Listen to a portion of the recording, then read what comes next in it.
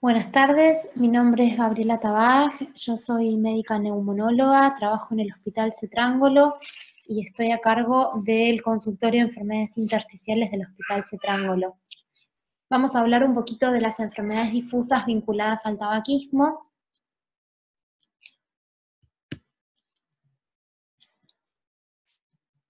Sabemos que el humo del tabaco es la causa más importante de EPOC y cáncer de pulmón, y que durante la última década el tabaquismo también se asoció con el desarrollo de enfermedades difusas intersticiales, como la bronquiolitis respiratoria, la neumonía intersticial descamativa y la histiocytosis de células de Langerhans.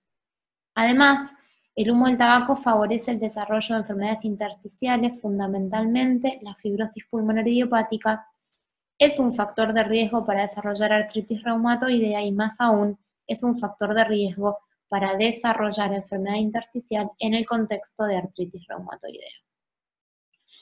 En los siguientes 30 minutos vamos a comentar un poquito el rol del tabaco como factor de riesgo en fibrosis pulmonar idiopática, cuáles son los mecanismos fisiopatológicos.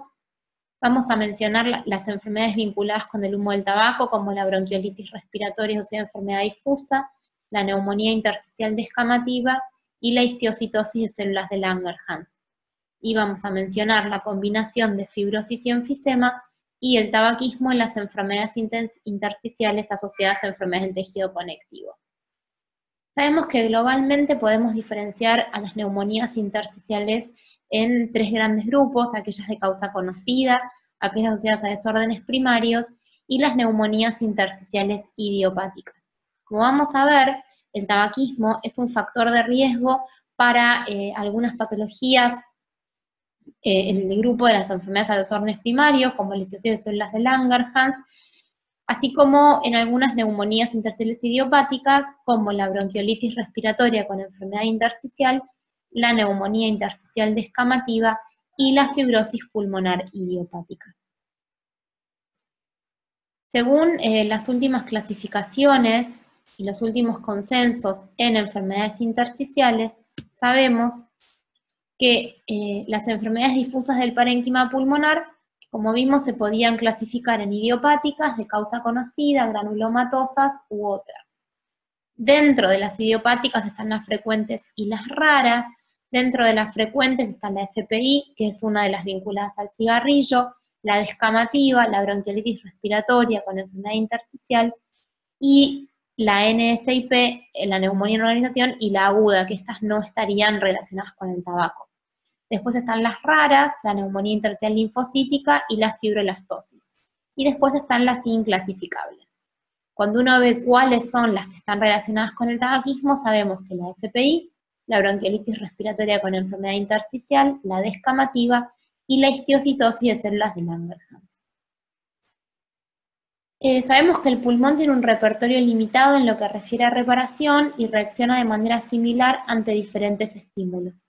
Esta manera de reaccionar son estas patentes o patrones de enfermedades intersticiales, que no son ni más ni menos que patentes de reparación frente a la injuria. Existe una injuria aguda, y esta injuria aguda el pulmón va a responder mediante la generación de un daño alveolar difuso, que es la patente típica del distrés. Cuando la injuria es subaguda, puede reaccionar mediante una FOP o una neumonía en organización, pero cuando la reacción es frente al humo del tabaco, acá las manifestaciones van a ser relacionadas con enfermedad intersticial con bronquiolitis respiratoria o neumonía intersticial descamativa. Cuando la injuria es más bien crónica, podemos tener patentes de NSIP, de linfocítica, de descamativa cuando es por humo del tabaco y de neumonía intersticial usual. Entonces, nuestro primer punto es acerca del humo del tabaco y la fibrosis pulmonar idiopática. Sabemos que la FPI es la forma más grave de las enfermedades intersticiales difusas y crónicas, que es una forma específica de enfermedad intersticial de etiología desconocida, crónica y progresiva,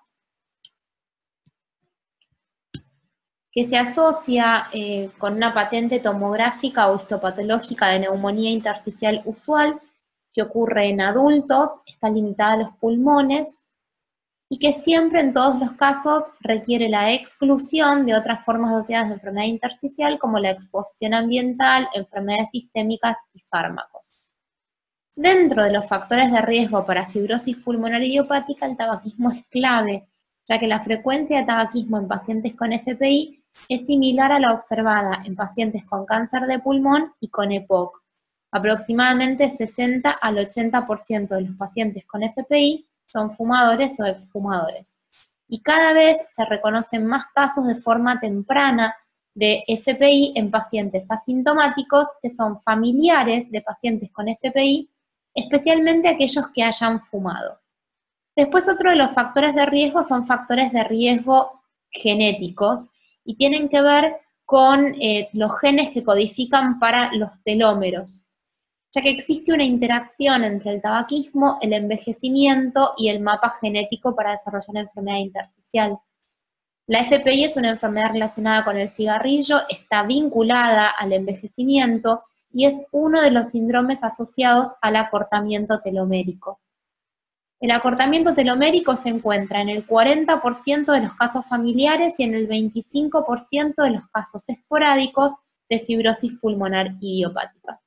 Entonces, cuando uno mira un poquito la fisiopatología de la fibrosis pulmonar idiopática, lo primero que ocurre es una injuria al epitelio con una activación de otros factores, con proliferación y migración de fibroblastos. Estos fibroblastos van a proliferar y migrar los fibroblastos, van a formarse focos de fibroblastos con angiogénesis y esto va a dar como resultado una fibrosis con un deterioro de la región, digamos, donde se produce el intercambio gaseoso. O sea que ni más ni menos que la fibrosis pulmonar idiopática es un modo de reparación que está alterado en estos pacientes. Sabemos que la fibrosis pulmonar idiopática es una enfermedad de mal pronóstico con una supervivencia a 5 años menor que la mayoría de los tumores de la economía. Solamente le gana el cáncer de páncreas y el cáncer de pulmón. El resto de los tumores tienen mejor supervivencia a 5 años que la fibrosis pulmonar idiopática. Y hay ciertos paradigmas actuales que hablan de una patogenia similar entre la fibrosis pulmonar y el cáncer, ya que la enfermedad se iniciaría como un resultado de una injuria recurrente al epitelio alveolar que evoluciona hacia una respuesta fibroproliferativa aberrante y progresiva. Se desconocen las causas responsables de aquellas injurias responsables de esta reparación, pero se cree que son el producto de uno o más gatillos ambientales que operan dentro de un individuo cuyo genotipo lo hace más susceptible para desarrollar la enfermedad. Se ha comparado a la FPI con un cáncer debido a que comparten ciertos cambios genéticos y epigenéticos, el retardo en la apoptosis, la alteración en la respuesta a señales regulatorias por parte de miofibroblastos, reducción en la comunicación celular y activación anormal de vías de señalización específica. Entonces, un poco como para ver por qué la FPI en cierta medida evoca el cáncer, se habla de que los focos de fibroblastos, que son las lesiones típicas y características de la fibrosis pulmonar idiopática, estarían interconectados entre sí formando un retículo, una red tridimensional que evoca aquella infiltración típicamente tumoral de los cánceres. Pero la ausencia de monoclonalidad de los focos de fibroblastos y el hecho de que sean capaces de que no sean capaces de hacer metástasis no excluye el concepto de que la FPI pueda mostrar una naturaleza tipo cáncer, ya que hay ciertos tumores desmoides que infiltran de manera local sin generar metástasis. Y consistentemente con este comportamiento, la supervivencia de la FPI es baja. Dijimos que a los 5 años solamente el 30% continúa vivo. Entonces, ¿cuáles son los argumentos a favor de esta naturaleza cancer-like de la fibrosis pulmonar idiopática? La mala respuesta al tratamiento, el comportamiento progresivo, alteraciones celulares, moleculares, cambios genéticos, epigenéticos, respuesta alterada a las señales regulatorias de los miofibroblastos, activación de vías de señalización patológicas, y en cambio, ¿cuáles son en contra la ausencia de monoclonalidad de los focofibroblastos, la ausencia de metástasis y la naturaleza bilateral de la FPI. Entonces, como un segundo objetivo de la charla, ¿cuál es el mecanismo por el cual el tabaco promueve la inflamación y fibrosis pulmonar? Sabemos que el pulmón del fumador está expuesto de manera continua a agresiones como sustancias citotóxicas, mutagénicas y proinflamatorias que están contenidas en el cigarrillo. Entonces hay una alteración de la respuesta inmune, estrés oxidativo, incremento de la apoptosis de las células epiteliales, envejecimiento prematuro, alteraciones genéticas y epigenéticas, que todas forman en sí diferentes piezas del mismo rompecabezas, y además alteraciones de la osteopontina. Porque a nivel celular, el cigarrillo aumenta la celularidad del VAL, los macrófagos neutrófilos, genera reclutamiento de células inflamatorias, que en su mayoría son macrófagos, que presentan disfunción de la apoptosis con aumento de la supervivencia, y estos macrófagos están además afectados funcionalmente, ya que el tabaco induce a los fenotipos M2 a que se asocien con remodelación. Aumenta la expresión de leptina 2, que es una citoquina de tipo 2 expresada en células epiteliales bronquiales humanas, neumonocitos y macrófagos pulmonares. Y a nivel molecular, el cigarrillo aumenta las citoquinas inflamatorias como la interleuquina 1 beta, 6 y L8, las RANTES, factor de necrosis tumoral alfa, la interleuquina 12 y la interleuquina 17. Estas citoquinas van a activar a las células endoteliales, a incrementar las moléculas de adhesión y expresión de citoquinas, amplificando de esta manera la respuesta inflamatoria. Entonces, el humo del tabaco, actuando en un background de predisposición genética, está íntimamente ligado a la patogénesis de estas enfermedades, ya sean inflamatorias o fibrosantes. Porque primero el cigarrillo va a generar una acumulación excesiva de las células inflamatorias, macrófagos, neutrófilos, células de Langerhans en la pequeña vía aérea, espacios aéreos distales e intersticio. Estas células epiteliales alveolares van a producir factores reclutamientos de macrófagos y aumentan la supervivencia de los macrófagos con reducción de la apoptosis.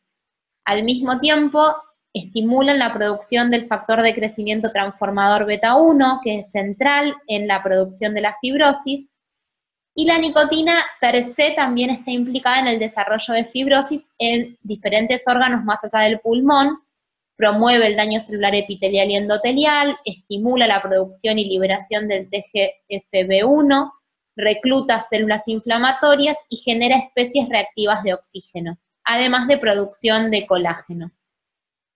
Además hay aumento de la producción de la osteopontina, que es una glicoproteína que se encuentra en la matriz extracelular del hueso y es quinoatrayente para macrófagos, monocitos y células dendríticas. Existen dos hipótesis sobre la implicancia del humo del tabaco en la patogénesis de las enfermedades intersticiales vinculadas con el tabaco. Una es, como dijimos, el acortamiento anormal de los telómeros y la segunda es una desregulación de la autofagia. El cigarrillo per se se ha relacionado con el acortamiento telomérico, y este fenómeno de acortamiento telomérico se observa en la fibrosis pulmonar idiopática y también se asocia con progresión de la enfermedad. El acortamiento telomérico es un marcador de senescencia celular, y la FPI se caracteriza por ser una enfermedad de senescencia acelerada. Sabemos que los telómeros son estructuras especializadas que se encuentran en los extremos de los cromosomas. No tienen material genético y garantizan una viabilidad celular y la salud de los cromosomas. No tienen información genética y participan en el reconocimiento de las lesiones, con lo cual tienen que ver con la reparación. Después de cada replicación celular, los telómeros se van acortando. Y la telomerasa, la función que tiene es reponer la secuencia de ADN. Cuando hay pérdida de actividad de telomerasa, la consecuencia de esto es el acortamiento de los telómeros y por lo tanto un acortamiento de la vida celular. Es decir, que esto tiene una relación directa con el envejecimiento. porque con cada división celular sucesivamente se van acortando los telómeros, y cuando el telómero llega a una longitud crítica, activa mecanismos P53 dependiente que van a llevar a la apoptosis celular. En los pacientes con FPI, las células epiteliales alveolares han documentado telómeros anormalmente cortos, y esto va a impactar en la capacidad de regeneración de ese epitelio alveolar. Y una de las razones del acortamiento telomérico es la mutación de la enzima responsable de mantener la longitud de los telómeros, que es la telomerasa. Pero también el humo del tabaco per se puede ser responsable de este acortamiento. Se han encontrado muchos factores de riesgo para acortamiento telomérico. Uno de ellos es el consumo de bebidas azucaradas y de gaseosas azucaradas. Por supuesto que se han estudiado diferentes maneras de ver cómo podemos resolver este tema y cómo podemos elongar nuestros telómeros, ya sea con productos, con cremas. Lo que sí, digamos, dentro del conocimiento científico, el danazol, si el tratamiento con danazol se ha asociado con elongación de los telómeros en aquellos pacientes con enfermedad de los telómeros. Con respecto a la disregulación de la autofagia, sabemos que la autofagia es un mecanismo de homeostasis cuya principal función es el transporte de proteínas y organelas dañadas de la célula para su degradación, y luego se fusionan con los lisosomas, así se degradan. Este mecanismo de autofagia contribuye a la homeostasis celular, proveyendo una fuente alternativa de combustible metabólico como un reciclaje, y removiendo los componentes celulares dañados que son tóxicos para las células, como aquellas mitocondrias disfuncionales o agregados de proteínas. Promueve la muerte celular, y el cigarrillo va a tener un efecto en la autofagia que se ha estudiado más ampliamente en la EPOC, en donde la autofagia estaría acelerada en las células epiteliales, y esto lleva a la apoptosis, desarrollo de enfisema, y al mismo tiempo en los macrófagos está alterada, permitiendo una acumulación excesiva de partículas, y estas partículas generan más estrés oxidativo, progresión de la enfermedad y mayor cantidad de exacerbaciones en pacientes con EPOC. En los pacientes con FPI, la autofagia estaría disminuida por un aumento de los niveles del factor transformador beta 1. Como tercer punto vamos a ver aquellas enfermedades intersticiales vinculadas con el tabaco. Y el espectro de las enfermedades vinculadas con el tabaco son muchas. Por un lado tenemos la bronquiolitis respiratoria, la neumonía intersticial descamativa, la histiocytosis de células de Langerhans, la FPI, la combinación de fibrosis y enfisema, el desarrollo de enfermedad intersticial en artritis reumatoidea, las neumonías eosinofílicas agudas y la hemorragia alveolar difusa. Todas estas patologías van a estar más frecuentemente relacionadas en pacientes fumadores.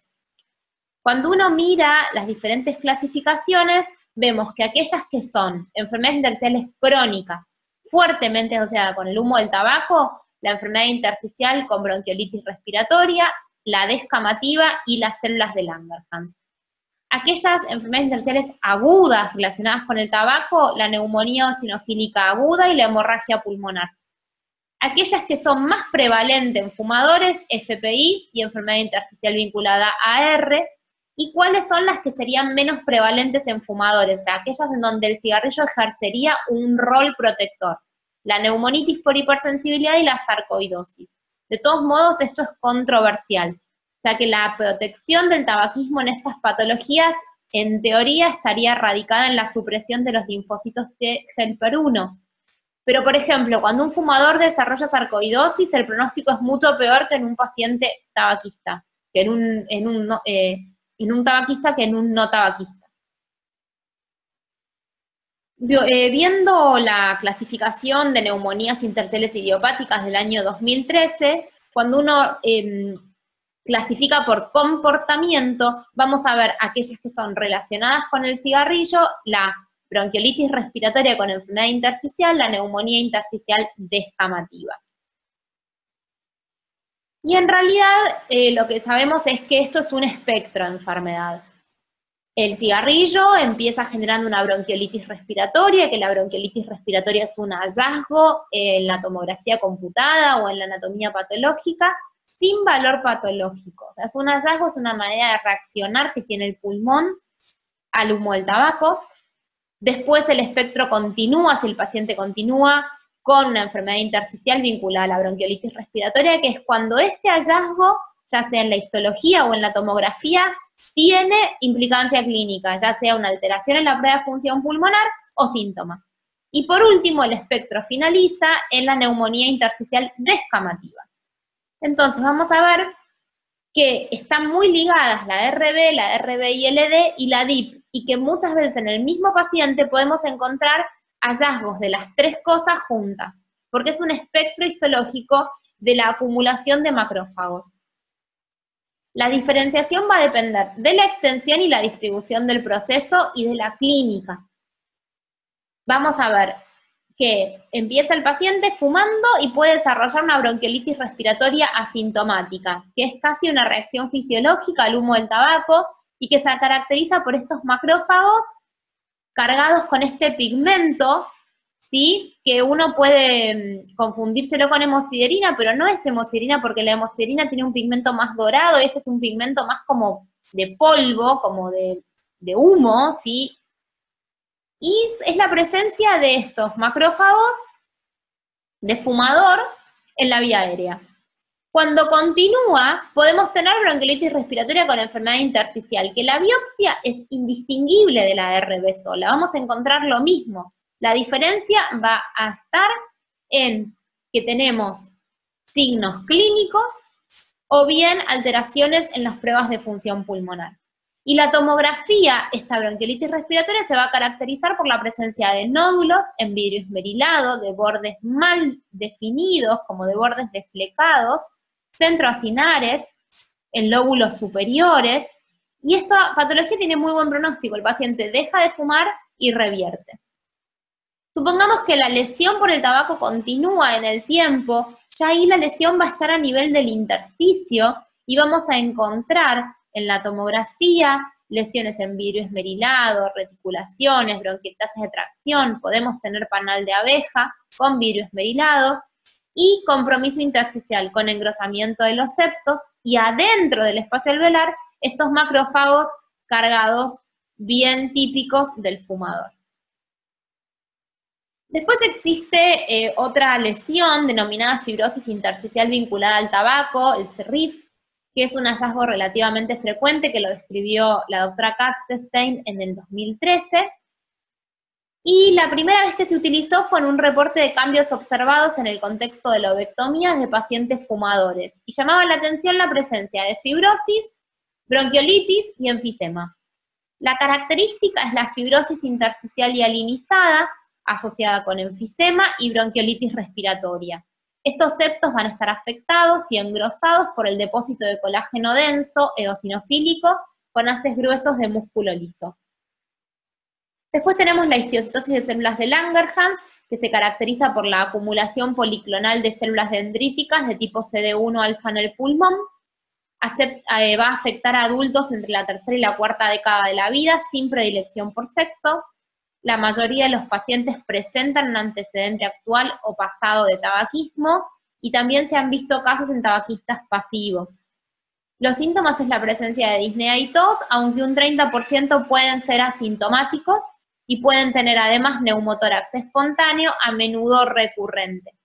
En la tomografía computada, los hallazgos típicos son los nódulos, que muchas veces se cavitan y están en diferentes fases evolutivas. Tenemos nódulos, nódulos cavitados y cavidades, como si fuera una heterogeneidad temporal de la FPI, pero es una heterogeneidad temporal a nivel de los nódulos, como si fuera una varicela del pulmón, en diferentes etapas evolutivas, porque viene el nódulo se cavita y luego la cavidad. En el 2015 se reclasificó la patología y la linfangioleiomyomatosis y la histiocitosis de células de Langerhans pasan a formar parte de patología tumoral, ¿sí? Entonces, la histiocitosis de células de Langerhans es un tumor linfohistiocítico. Cuarto punto, combinación de fibrosis y enfisema. Sabemos que la prevalencia del enfisema en pacientes con FPI es alta, es del 30 al 50%, y hay que sospecharla en pacientes con alta carga tabáquica, con mayor disnea, con función pulmonar con una espirometría casi normal o normalizada de manera artificial, difusión muy baja, hipoxemia en el ejercicio, que desaturan a la marcha y pueden tener hipertensión pulmonar precapilar. El síndrome combinado, lo característico en la tomografía computada es que en lóbulos superiores predomina el enfisema y que en lóbulos inferiores predomine la fibrosis. Entonces vamos a ver cómo el volumen pulmonar global va a estar aparentemente normal, pero vamos a ver que está normalizado a expensas del aumento de volumen de lóbulos superiores y los lóbulos inferiores están retraídos. Parte de la obstrucción observada en el enfisema es debida a la pérdida de tracción radial de la vía aérea, y esto está ocasionado por la ruptura de los tabiques alveolares. Entonces, cuando el paciente desarrolla posteriormente fibrosis, esto puede aumentar la tracción radial y evitar el colapso temprano de la vía aérea, y de esta manera normalizar de manera artificial la espirometría. Con lo cual, clínicamente tienen mayor cantidad de disnea, pueden tener volúmenes normales, espirometrías normales, pero falsamente normales, con DLCO muy bajas y desaturación en la prueba de la marcha de los 6 minutos. Por último, vamos a ver el tabaquismo en las enfermedades intersticiales asociadas al tejido conectivo y básicamente vamos a hablar de artritis reumatoidea. El tabaco en sí mismo es un factor de riesgo para desarrollar artritis reumatoidea y el compromiso intersticial es muy frecuente en pacientes con AR. Muchas veces pueden ser asintomáticos y hasta en un 14% ser grave. ¿Cuáles son los factores de riesgo para desarrollar enfermedad intersticial en AR grave? El tabaquismo o el extabaquismo es un factor de riesgo importante, además de la enfermedad articular más severa, factores, digamos, anticuerpos positivos a alto título, mayor cantidad de síntomas, varones y de edad avanzada. Y cuando uno analiza cuáles son, digamos, la fisiopatología, lo que sabemos es que el gatillo exposicional, como por ejemplo el cigarrillo u otras infecciones respiratorias o inhalantes, van a generar una injuria directa a las células epiteliales y al endotelio vascular, generando que las proteínas del pulmón se citrulinicen mediante una activación local de una enzima de aminasa peptidil arginina, y este complejo proteína-citrulina va a jugar un rol como si fuera un antígeno. Entonces va a generar un autoanticuerpo anti esta proteína más citrulina. Y este anticuerpo anticitrulina puede jugar un rol importante en el desarrollo de la enfermedad intersticial, estimulando la respuesta inmune con infiltración celular y secreciones de mediadores de daño tisular. Además, el tabaco produce un daño pulmonar directo, estimulando per se la citrulinización de las proteínas, y es un inductor de la síntesis de autoanticuerpos. Entonces, como para terminar y como conclusiones, si bien los mecanismos no están del todo esclarecidos, el cigarrillo está implicado en el desarrollo de la enfermedad intersticial, el tabaquismo es el principal factor patogénico para desarrollar bronquiolitis respiratoria con enfermedad intersticial, neumonía intersticial descamativa e histiostosis de células de Langerhans, y es un cofactor muy importante actuando en sinergismo con factores genéticos y ambientales para otras enfermedades como la FPI y la artritis reumatoidea. Recientemente, y con el uso de tomografía para tamizaje de cáncer de pulmón, se ha sugerido que el tabaquismo podría provocar alteraciones intersticiales en específicas cerca del 10% de los casos, y el cese de tabaquismo y la prevención en estos casos son cruciales. Bueno, muchísimas gracias y espero que hayan podido disfrutar de esta clase, y cualquier cosa estoy abierta a que me escriban un correo para cualquier duda o comentario. Muchísimas gracias.